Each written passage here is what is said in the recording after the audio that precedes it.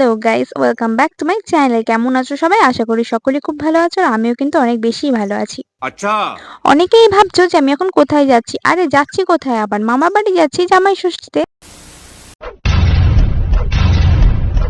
জামাই ষষ্ঠীর দিন আমি আর মা মিলে সকাল সকাল বেরিয়ে পড়লাম মামার বাড়ির উদ্দেশ্যে। মামার বাড়ি যদিও বা কাছে হওয়ার সত্ত্বেও কিন্তু হেঁটে হেঁটে যাওয়া সম্ভব হয়নি, কারণ সেদিনকে পড়েছিল প্রচন্ড পরিমাণে গরম, আর সঙ্গে ছিল বাজারের ব্যাগ। কিছুক্ষণের মধ্যেই মামা বাড়িতে পৌঁছে গেলাম। আমার ছোট বোনের জন্য যে জামাটা নিয়ে এসেছিলাম মামি ওকে পরিয়ে দিয়েছে, আর এই জামাটা পরেও কি সুন্দর খেলা করে বেড়াচ্ছে, আর কি মিষ্টি না লাগছিল দেখতে। তারপরে রান্নাঘরে এসে দেখি মাসি আর দুই মামি মিলে রান্না করছে। আমি যে ক্যামেরাটা অন করে রেখেছি এখানে ভাই বুঝতেই পারিনি, আর যেই বুঝতে পারলো দেখো লজ্জা পেয়ে গেল। তারপরে ঘরে এসে আমি কিছুক্ষণের জন্য বসলাম, আর ছোট মামি নিয়ে এসেছে এখানে অনেক রকমের ফল নিয়ে এসেছিল, কিন্তু যেটা আমি কোনোটাই খাইনি। আম, কাঁঠাল অনেক কিছু ছিল, শুধুমাত্র আমি লিচুটাই নিয়েছিলাম। আচ্ছা আচ্ছা, আমি এত বকবক করতে করতে তোমাদেরকে জিজ্ঞেস করতেই ভুলে গেছি। যাই হোক, তোমাদের জামাই ষষ্ঠীটা কেমন কেটেছে অবশ্যই কিন্তু কমেন্ট করে জানিও। अबे जल्दी बोल, कल सुबह पनवेल निकलना। লিচু শেষ করতে না করতেই মামি নিয়ে এসেছে দেখো এই মিষ্টিটা দেখে কিন্তু সত্যি আমার ভীষণই হাসি পাচ্ছিল, কারণ আমি ভেবেছিলাম যে এটা নকুল দানা হবে হয়তো প্রথমে, আর ভাই আমাকে মজা করে বলছে খেয়ে দেখ এটা সয়াবিন।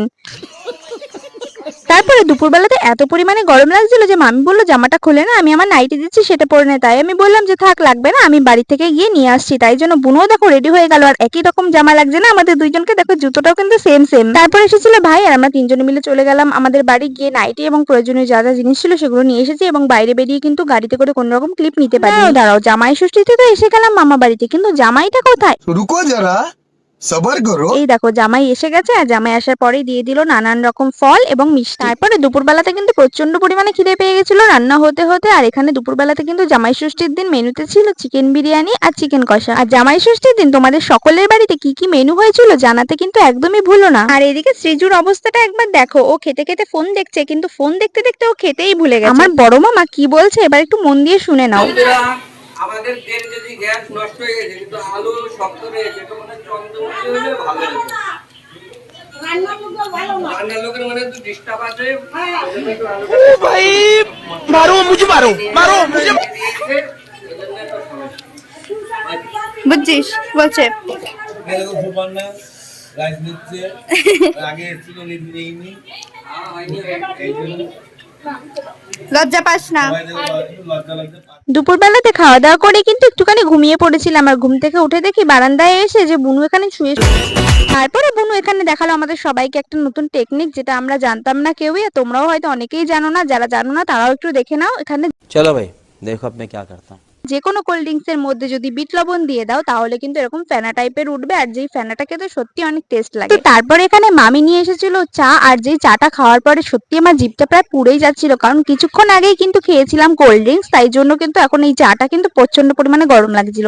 दीदी वाह दीदी दीदी वाह दीदी আর তারপরে আমাদের বাড়ি থেকে দিদার জন্য যে শাড়িটা নিয়ে গেছিলাম সেটা মাসি বের করে দেখছিল। ফটো তোলা চলবে না বন্ধুরা, এখন মামার বাড়িতে এসেছি আমরা, কোনো ফটো তোলা চলবে না, ঠিক আছে?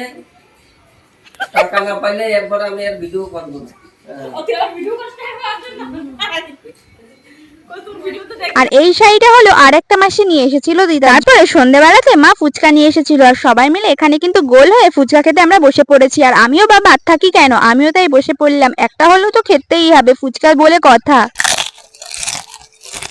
আমরা সবাই এখানে বসে পড়েছি ফুচকা খেতে গোল হয়ে। A few moments later তারপরে অনেকক্ষণ পরে মামি ডাকলো রাতের খাবার খেতে, আর আমরা এখানে সবাই চলে এসেছি খাবার খেতে। এখানে পন্নাও চলে এসেছে, ও নিজের হাতে খাবে বলে, কিন্তু ও খেতে আর পাচ্ছিল না, সারা গায়ে মাখছিল দু হাত দিয়ে। তো আমি ওকে একটু একটু করে খাইয়ে দিচ্ছিলাম। নিজের হাতে খেতে পারুক কিংবা নাই পারুক, ও যে চেষ্টাটা করেছে এটাই অনেক। আর আমার এই কিউট বোনটাকে তোমাদের কেমন লাগে অবশ্যই কিন্তু জানাবে। খাওয়া দাওয়া শেষ করে ঘরে গরম লাগছিল বলে আমরা সকলে মিলে একটু বাইরে বেরিয়েছিলাম, কিন্তু বাইরে এসেই দেখতে পাই এই সাপটাকে। এই সাপটার নাম কি আমার জানা নেই, কিংবা এর দ্বারা কোনো ক্ষতি হয় কিনা তাও আমার জানা নেই। তোমরা যদি কেউ জেনে থাকো এর নাম অথবা এটা কোনো ক্ষতি হয় কিনা অবশ্যই কিন্তু জানাবে। তো যাই হোক, আজকের মতন এখানে ভিডিওটা শেষ করছি, দেখা হবে আবার পরবর্তী ভিডিওতে। ততক্ষণের জন্য টাটা সবাইকে। खत्म।